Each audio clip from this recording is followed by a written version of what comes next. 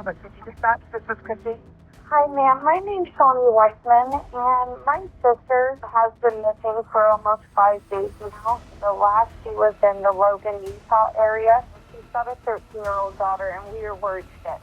There's no way. She is not leaving her daughter. There was more to this than just a missing persons case.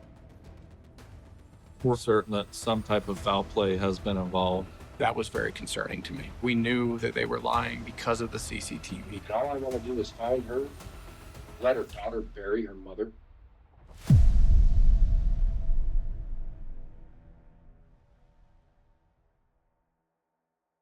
On August 16, 2018, 37-year-old Marilee Cox packed for a 900-mile road trip from her home in California to Utah. With her were her 13-year-old daughter and her service dog, Coco. Before leaving, she called her family, told them about the trip, and promised to stay in touch. But 5 days later, on August 21st, police received a disturbing phone call from Marilee's friend. Dispatch,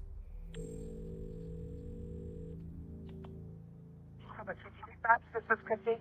Hi, ma'am. My name's Shawnee Weissman, and my sister has been missing for almost 5 days now. The last she was in the Logan, Utah area. She's got a 13-year-old daughter, and we are worried sick.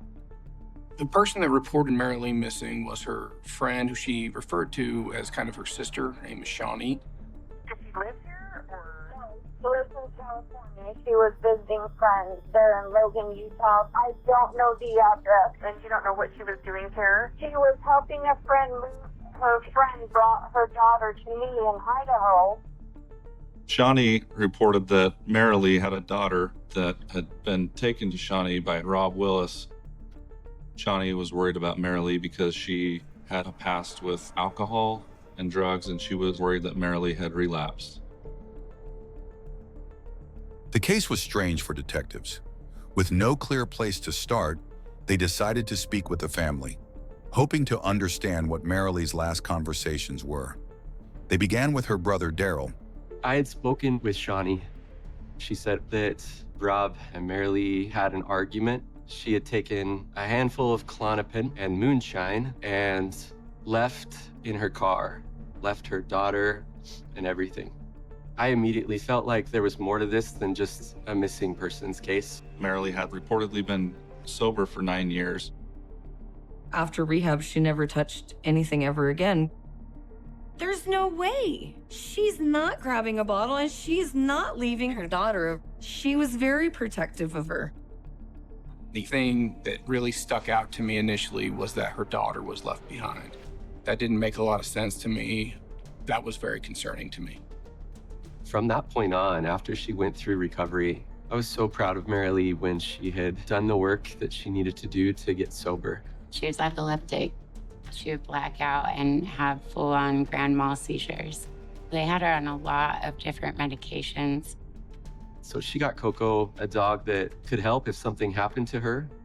Marilee was just trying to figure out how she could both live with this condition and also be the sole provider for her daughter. That was her number one priority. Investigators then shifted their focus to the man Marilee had traveled to Utah to meet, Rob Willis. Marilee had come from California with her daughter to visit Rob Willis here in Hiram, which is a town just south of Logan. Rob told us that Marilee had come to help him move stuff into his new house. He said that she had been there on August 17th and August 18th. She had her daughter with her and her dog. At some point about their relationship, Rob said that Marilee wanted to be intimate with him, and he declined. He and Marilee had been arguing all night, and the argument continued in the morning. They went to Shane's house, where they dropped off Marilee's daughter. Rob told detectives they went to his friend and coworker Shane Miles's house, where they dropped off Marilee's daughter. the argument that happened between he and Marilee was outside Shane's apartment in the parking lot. Marilee had reportedly threatened to drink a bunch of alcohol and take her medication in order to end her life. He said Marilee was very angry. She was yelling at him. Rob and Shane had to go to work and they were going to be late, so they left. Rob told detectives that he and Shane left in Rob's green Isuzu Trooper. He said he assumed that by the time they got back, Marilee, her daughter, and Coco would have already left. After he left Marilee, he clocked into work at 3:42 p.m. and he was at work until he got off later that night around midnight. Rob states that he kept getting text messages from her that were of a harassing nature because she was so angry with him. When they went back to Shane's house, Marilee's vehicle was gone, but that Marilee's daughter was there at Shane's apartment.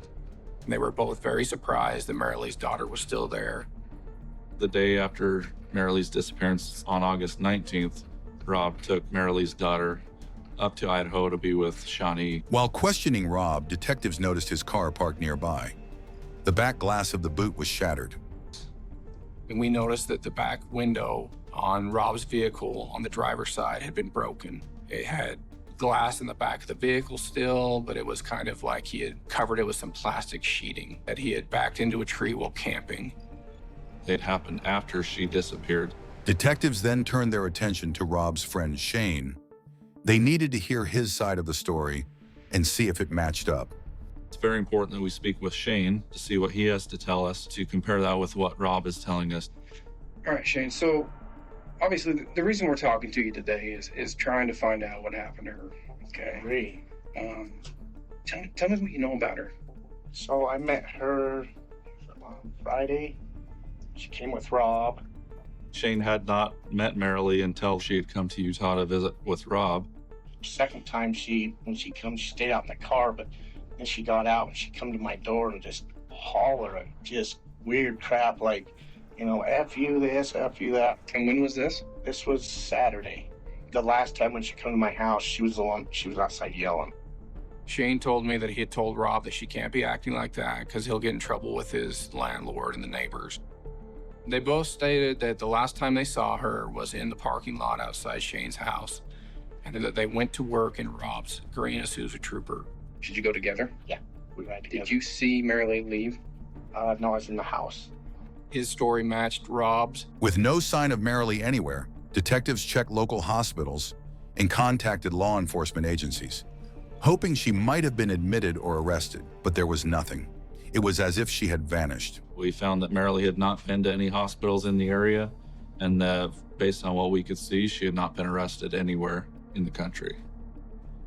So we generated a missing persons flyer that we posted on our Logan City Police Department social media. But just as the case was beginning to fade, detectives received a phone call from an officer, a call that would change everything. Somebody had located a dog that was wandering around Logan City. And they started getting messages from Marilee's family members that this dog that we had collected on the 18th of August was Marilee's dog, Coco. That was concerning because her family reported Marilee would never leave her dog, that dog was always by her side. But the real twist, the one that would shake this entire case, was still to come. That this dog that we had collected was found at TTM Technologies. There's no real connection to Marilee. Officers reached her TTM and asked for the surveillance footage. At around 4:42 p.m., the cameras captured the unidentified dog wandering alone in the parking lot. It was Marilee's dog, Coco. What we're hoping to find on this camera is how the dog got to TTM. We first saw the dog on the camera at 4:42 p.m. on August 18th. The dog is just running around the parking lot like it was by itself. We know Marilee shouldn't have been far away from there, but it didn't seem like Marilee was close by based on the way the dog was acting. A little bit later, the person that had found the dog, we see them pull up in a vehicle, and then we see that person pick up the dog and leave. Investigators now carefully trace Coco's movements before she was found, hoping the dog would lead them to Marilee. At 4:24 p.m., we see the dog sniffing around one of the exterior doors close up to the building. We still haven't seen anything on camera besides the dog, and so we keep working backwards to see, is there any more surveillance footage that might show something?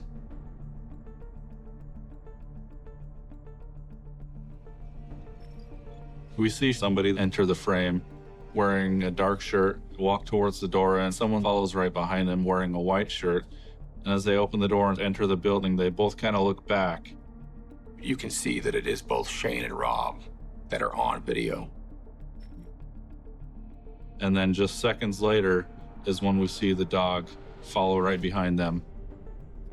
TTM is where Shane Miles and Rob Willis worked. So it was not suspicious that we saw Rob and Shane on the camera footage there at work. But what was unusual is that Marilee's dog was also on video in proximity to them. That information was crucial. How was the dog located at the workplace for Rob and Shane when Rob had told us that the dog had gone with Marilee? We start to think maybe Rob and Shane know more information than what they're telling us, and we need to keep looking into that. Both Rob and Shane told the officers they arrived at work just before 3:40 p.m., exactly 1 hour before Marilee's dog was found wandering alone outside the building. They didn't leave work at all for the duration of their shift until sometime around midnight. Investigators review the footage from 3:40 p.m., carefully tracing Rob and Shane's arrival to the parking lot, piecing together the timeline step by step. At 3:46, we see Shane and Rob walking through the parking lot towards the building. We then want to see them enter the parking lot to see what vehicle they're in. So Rob and Shane had told us that they had come to work in Rob's green Isuzu Trooper, but we didn't see his vehicle. At 3:46 p.m., we see a black Ford Mustang. You can follow it on video through the parking lot all the way to the point to where they park.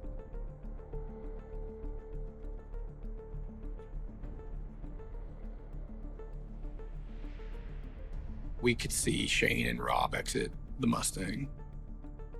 When we saw that they had arrived in Shane's Mustang and not in Rob's Trooper, we weren't quite sure what to think of that. And so we needed to investigate that further. They both told us they were at work and didn't leave.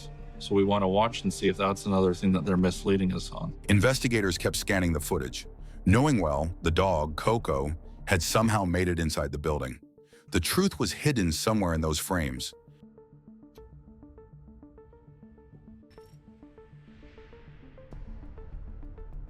At 4:06 p.m., we see them leave the parking lot driving Shane's vehicle.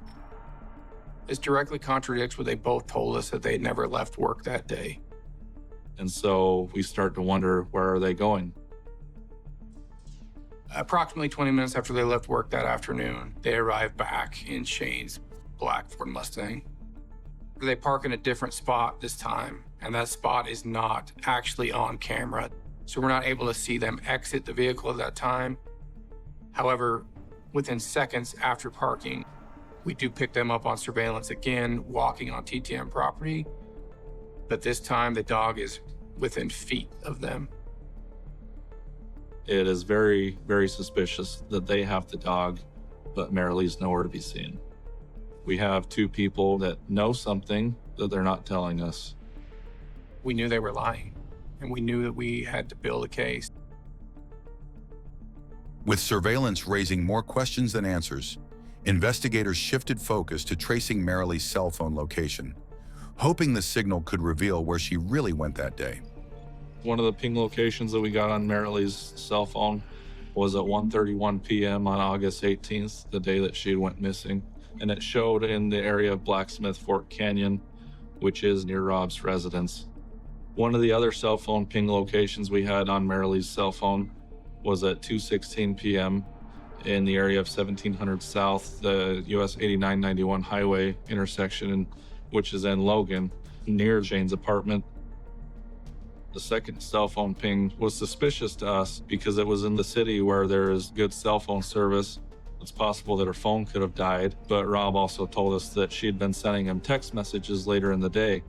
And so the fact that 2:16 p.m. is her final cell phone ping is again another inconsistency with what Rob is telling us. It made us believe that something was seriously wrong with her. The feeling I had was something sinister had happened. I believe Marilee was no longer alive.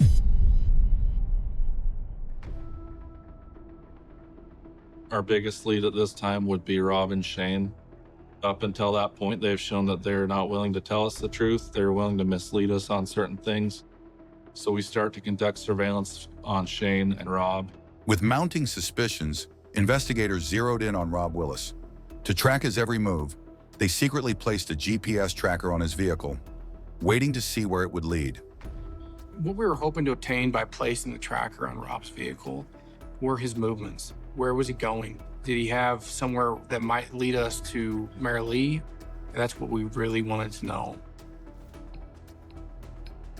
On the evening of September 8th, I was contacted by our on-duty patrol supervisor. He informed me that Marilee's vehicle had been found in Boise, Idaho, near the airport. We did confirm that her vehicle was located at an extended stay hotel in Boise, Idaho, which from Logan, Utah is about a 5 or 6 hour drive. When I got that call, it was actually exhilarating because I knew that we had our vehicle. We had this huge piece of evidence we'd been looking for. Unfortunately, they did not have surveillance of their parking lot. So we don't know how the vehicle got there or who parked it there. Some of Marilee's family did live in Idaho, not too far from that area. And so we thought maybe she had driven up that way because she had family or friends up there that she wanted to visit. So we talked with Marilee's brother up in Idaho. When I heard that the vehicle was found, a tinge of hope kind of goes through you, like, okay, maybe she was coming back. It didn't add up that she would go back to Boise, she would leave her daughter and her dog even, and then also not try to get in contact with her family. Soon, investigators retrieved the tracker data from Rob's vehicle. What they discovered raised even more alarms. On September 7th, we saw that Rob took a trip in his vehicle up into the mountains. That was of interest to us because one of the last cell phone pings from Marilee's cell phone was near the base of one of the canyons. Marilee's been missing for over 3 weeks. We know there's been no movement on any of her records. The GPS information gave us that he was in the canyon for approximately 3 hours. It can tell us exactly everywhere he stopped. One of the locations where Rob has stopped at the longest, I think he was in that area for about 23 minutes. So following Rob's trip into the mountains, we took our own trip up there. We found broken glass that looked like it might have been from a vehicle window. Rob told us he'd gone on a camping trip after Marilee's disappearance into the mountains, and that it was on that camping trip that his vehicle window got broken. Maybe it did happen after Marilee disappeared, but maybe it also had something to do with her disappearance, and maybe this is where she was last seen. We went and thoroughly searched to see if we could find any sign of Marilee or any kind of evidence that would lead us to where she might be. Despite tracking Marilee's last phone locations and finding shattered glass near the canyon, investigators were stuck with no sign of her. Desperate, they turned to the nearby businesses, hoping surveillance cameras might reveal something. One of the businesses along that route was a gas station that had surveillance cameras. The camera angle that we obtained from Maverick mainly shows their parking lot and their gas pumps, but in the very top of the camera angle, you can see the Highway 165, and so we're really only focused on that top part of the camera angle. With almost no leads left, and the case slowly slipping away, this surveillance footage was their last hope. Investigators knew they needed something, anything, to keep this case alive. And then they found something. At 10:50, we see Rob's Isuzu Trooper travel south. The driver was wearing a white t-shirt, which is what Rob was wearing as he entered TTM to go to work later on that day. He's traveling towards Hiram. He lives in Hiram, so it's possible he's going towards his house, but he's also going towards the area near the mouth of Blacksmith Fork Canyon. Detectives kept reviewing the footage frame by frame. At 2:13 p.m., we see Rob's vehicle on the surveillance footage show up. This time it's traveling north on Highway 165 past the Maverick. Whether Marilee is in the vehicle or not, we don't know, but we don't see her vehicle at all in the surveillance footage.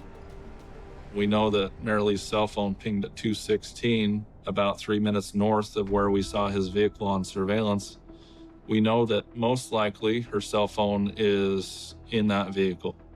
The quality is not very good, but we're able to see the windows on the vehicle, whether there's a reflection. At 10:50, we can see that the window on his Trooper is intact. at 2:13 p.m. When it goes back the other way, the window looks completely different. There's no reflection at all. We're able to see that the window on his vehicle is now smashed. Detectives now knew for certain Rob was lying. His vehicle's damaged window and the mismatched timelines. Everything was falling apart. We keep watching the surveillance footage to see what else we might find. And at about 2:55 p.m., we see Rob's vehicle again past the Maverick. He's traveling south towards his home in Hiram. We know that he was at work about an hour after that. We know that Rob most likely will pass through again on his way back to Logan, where he goes to work later.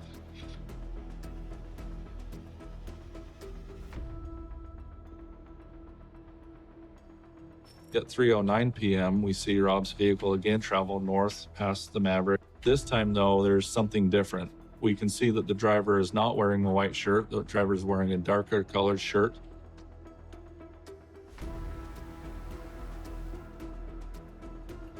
Just a few seconds later, we see a vehicle that looks like a gold Toyota Camry. It looks like Marilee's vehicle, and it passes north, almost directly behind Rob's vehicle.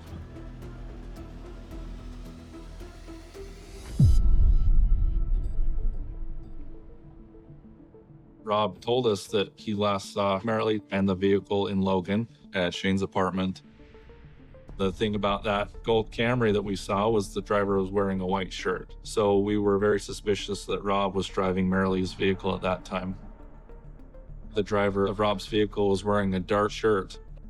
We were almost certain that it was Shane driving the vehicle because we had Shane on surveillance later that day wearing a dark shirt. Didn't see anything that would indicate there was a passenger in either vehicle. However, we couldn't be certain just because of the quality of the video. By this time, investigators were sure this wasn't just a disappearance. Foul play was written all over it, and with enough cracks in the story, they decided it was time to confront the suspects, starting with Shane. We determined that Shane, if we confronted him with the evidence, that he most likely would help us with the investigation. So did you guys take Rob's car to work that day? Rob's vehicle. Did you ever leave work at all? No. Shane again stuck to his story that they left in Rob's green Isuzu Trooper, which we knew was a false statement. He said that they had arrived at work and they had never left, which we knew was a false statement. Shane said that he had never known about Marilee's dog or that she even had a dog, which clearly we knew was a false statement. I see Shane was covering for Rob. Because all this stuff you told me today, I can prove that you lied to me. What do you mean I've lied to you, honestly? Shane, I know that day that you left TTM. I know that day you were in your vehicle. And I know that you had the dog with you. And that's all on camera. I began to show still photos from surveillance video to Shane to confront him about his lies. Whose vehicle was that?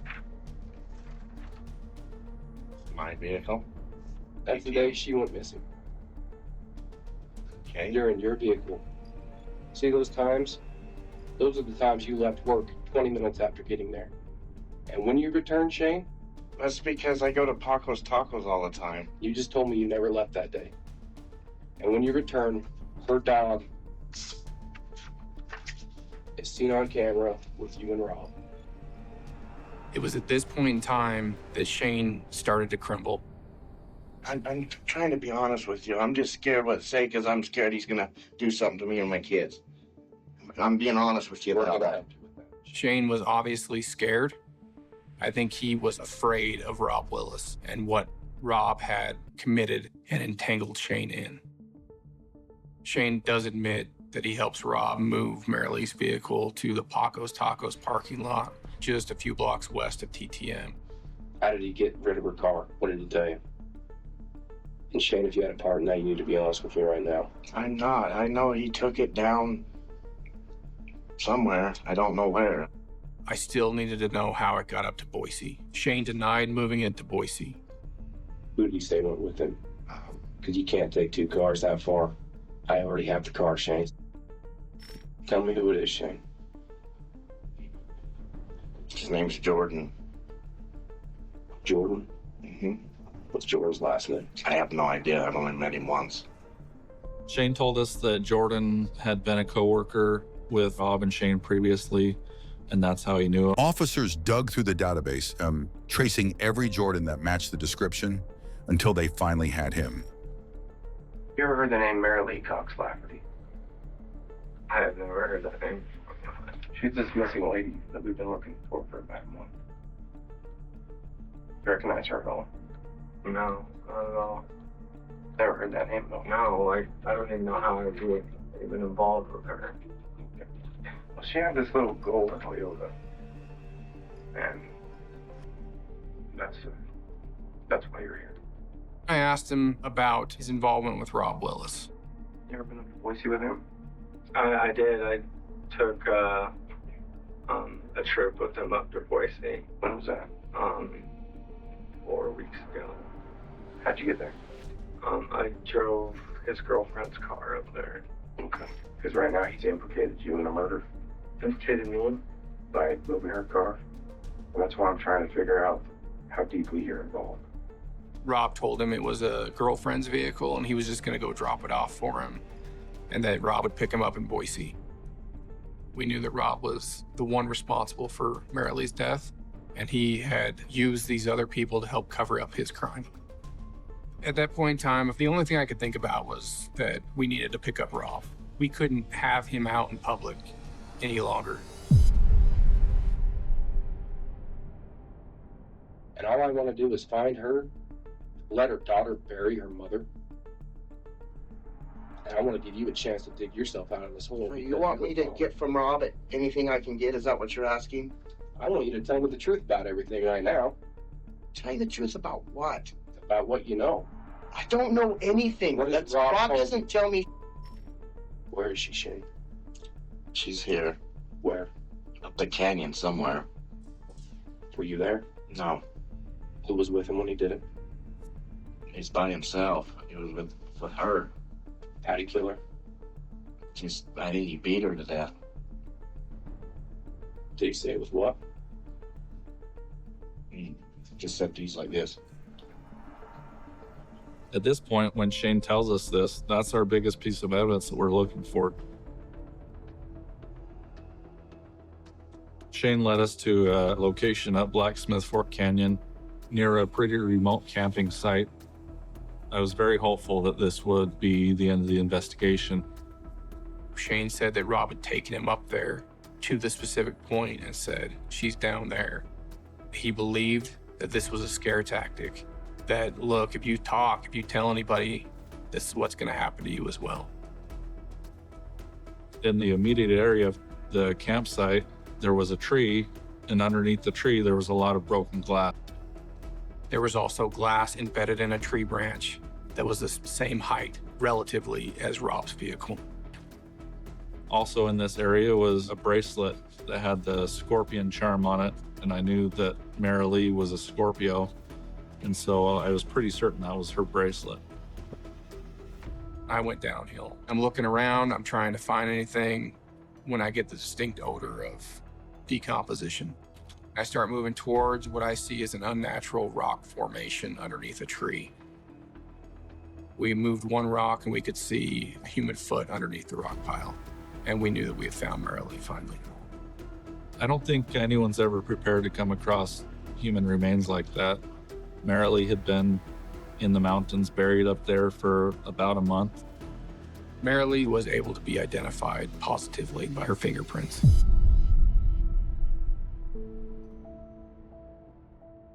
Marilee's daughter was staying at my house.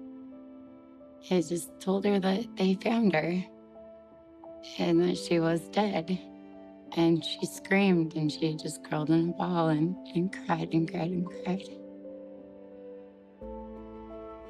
It broke my heart so much. I remember when I got the phone call that they had found her and confirming everything that I didn't want confirmed. That was one of the hardest days of my life, to have to come to reality that she was gone. I wanted to hold her hand. I wanted to be a big sister, and I wanted to take it away. I would have traded her places in a heartbeat because she fought so hard to be the better person that she was being. Rob Willis was arrested straight from his house. The man investigators had been watching. The man they believed held all the answers. Now he was sitting in the interrogation room, face to face with detectives who weren't leaving without the truth. What does she care about her? That's what I was thinking about, starting a life with her. Is that before you killed her? What? Is that before you killed her, Rob? I didn't kill her. You did. I didn't kill her. Rob, and we're gonna prove it. I didn't think he would tell me much. When I tried to confront him, he still deflected. We found her, And and your DNA is gonna be on her, Rob. I know you killed her, Rob. You, I didn't kill her. I think you just lost control. When I finally told him that we had recovered Marilee and confronted him and told him that we knew he was responsible, Rob requested an attorney. And at that point, the interrogation ended. Take me to jail. I'm done. We can sit down a bit.